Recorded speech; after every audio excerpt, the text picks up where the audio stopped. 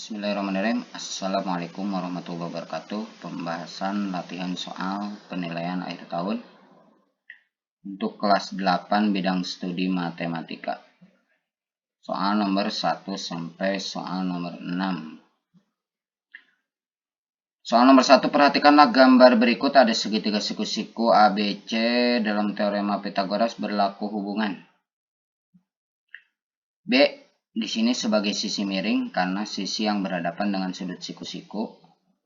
Kemudian kalau ditanya sisi miring kan rumus Pythagorasnya ditambah. Jadi tentu saja B kuadrat sama dengan A kuadrat ditambah C kuadrat. Ada jawabannya, sudah ada, yaitu C. Jadi jawabannya C. Misalkan kalau ditanya A bukan sisi miring, berarti rumus Pythagorasnya dikurang. Nah, kalau dikurang berarti sisi miringnya harus di depan ya. Jadi A kuadrat sama dengan B kuadrat dikurangi C kuadrat nih. B-nya sisi miringnya di depan. Nah, yang ini salah, terbalik. Jadi yang B salah. Kalau ditanya C juga sama ya. C bukan sisi miring, maka rumus Pythagorasnya juga dikurang. Kemudian sama, sisi miringnya harus di depan. Jadi B-nya ada di sebelah sini. Jadi yang cocok adalah C. A jelas salah ya, ditambah karena ditambah. Jadi jawabannya C. Soal nomor 2. Diketahui kelompok 3 bilangan berikut. Kelompok bilangan di atas yang merupakan triple Pythagoras. Triple Pythagoras itu adalah 3 angka yang bisa membentuk segitiga siku-siku. Yang umum yang suka ada angka-angkanya adalah 3, 4, 5. Kemudian 5, 12, 13. Kemudian 7, 24, 25. Kemudian 8, 15, 17. Dan 9, 40, 41. Di sini berarti sudah ada yang cocok 7, 24, 25. Dan 8, 15, 17. Ini berlaku kelipatannya ya, kelipatan dari masing-masing triple Pythagoras. Jadi yang memenuhi 2 dan 3 yaitu jawabannya C. Kemudian nomor 3. Jika segitiga siku-siku PQR dengan panjang sisi siku-sikunya 3 desimeter dan 6 desimeter, maka panjang hipotenusa dari segitiga PQR adalah, hipotenusa itu adalah sisi miring. Misalkan gambarnya seperti ini, karena tidak disebutkan siku-sikunya di mana, ya terserah kita ya. Di sini siku-sikunya adalah Q. Apa panjang sisi siku-sikunya 3 desimeter dan 6 desimeter, berarti QR 3 desimeter. Lebih pendek ya daripada PQ. PQ berarti 6 desimeter. Ditanya PR sebagai sisi miring atau hipotenusa, rumus Pythagorasnya berarti ditambah. PR kuadrat sama dengan 3 desimeter kuadrat ditambah 6 desimeter kuadrat.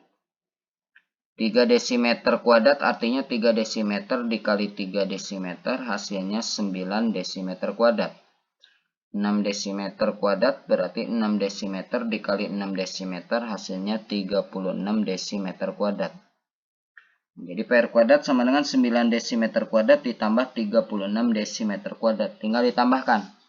9 desimeter kuadrat ditambah 36 desimeter kuadrat tentu saja 45 desimeter kuadrat.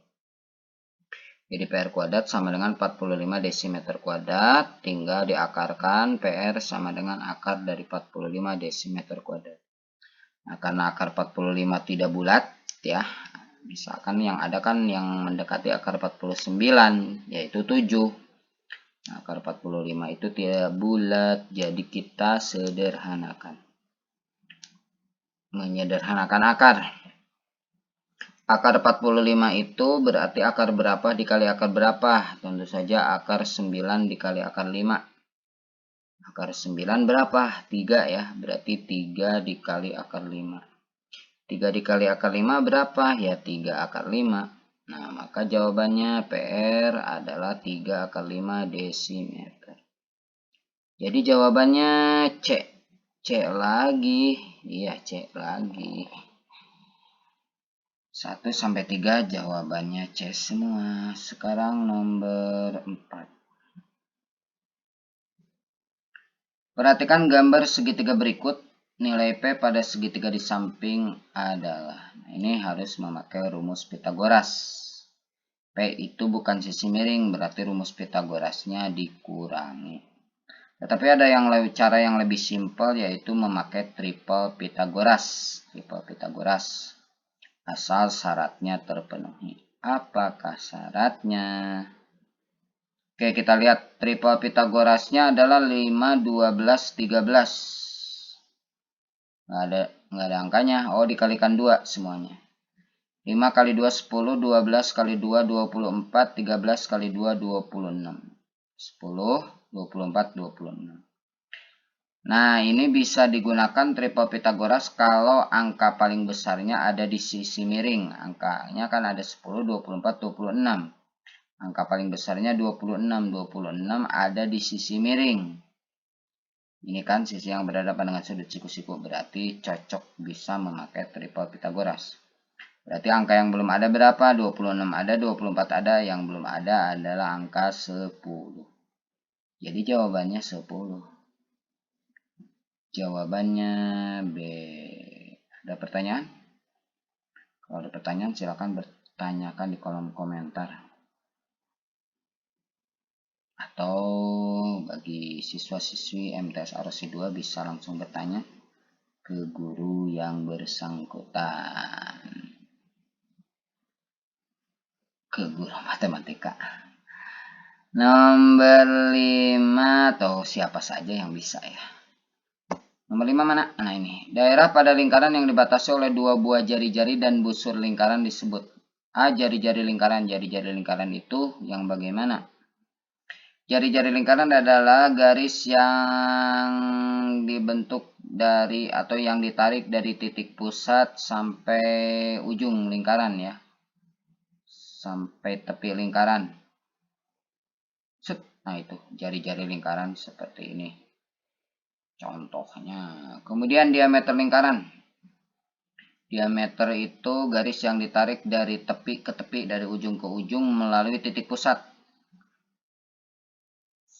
Nah itu terdiri dari 2 jari-jari ya. Itu diameter. Kemudian juring. Juring itu daerah yang dibatasi oleh 2 buah jari-jari dan busur lingkaran.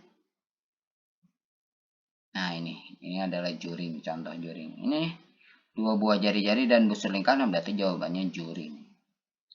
Tembereng itu apa? Tembereng itu adalah apa?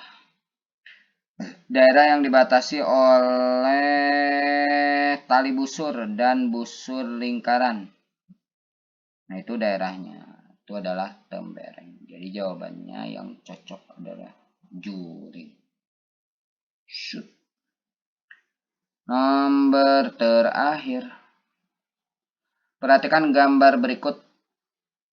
Besar sudut DFG pada gambar di atas, maksudnya di samping, adalah A 35 derajat, B 40 derajat, C 45 derajat, D 50 derajat. Sudut DFG itu namanya sudut keliling. Nah, untuk mengetahui sudut keliling harus tahu dulu sudut pusat. Sudut pusat itu DOG, jadi kita tarik garis DO. Nah, kalau kita perbesar, nah seperti ini, DOG, DGO 50 derajat atau sudut G 50 derajat. OG adalah jari-jari, OD juga jari-jari, jadi tentu saja sama ya, panjangnya sama. Kalau panjangnya sama berarti sudutnya juga sama, sudut yang di depannya ya. Berarti ini 50, berarti di sini juga 50 di depan garis yang sama. Jadi namanya segitiga sama kaki. Terus bagaimana? Terus jumlah sudut pada segitiga adalah 180 derajat. segitiga apapun ya, jumlah sudutnya 180 derajat. Maksudnya di jumlah-jumlah ini. Sudut D 50, sudut G 50, 50 tambah 50, 100. Tinggal satu sudut lagi, sudut O berapa? Jumlahnya harus 180. Berarti 180 diambil 100, tinggal 80. Nah, jadi sudut O atau sudut DOG adalah 80 derajat. Terus ya sudut DFG. Nah, sudut DFG. Sudut DFG adalah sudut keliling. Sudut keliling menghadap busur DG. Sudut pusatnya DOG menghadap busur DG. Jadi menghadap busur yang sama. Berarti ada hubungan, yaitu DFG itu setengahnya dari DOG. Setengah itu berarti dibagi 2. Jadi DOG 80, berarti DFG 80 derajat dibagi 2. Berapa 80 derajat dibagi 2? 40 derajat. Udah, jadi jawabannya adalah 40 derajat. Nah, itu saja yang dibahas di sini. Di sini di mana? Di channel Malibati. Terima kasih. Mudah-mudahan paham. Kalau belum paham bertanya.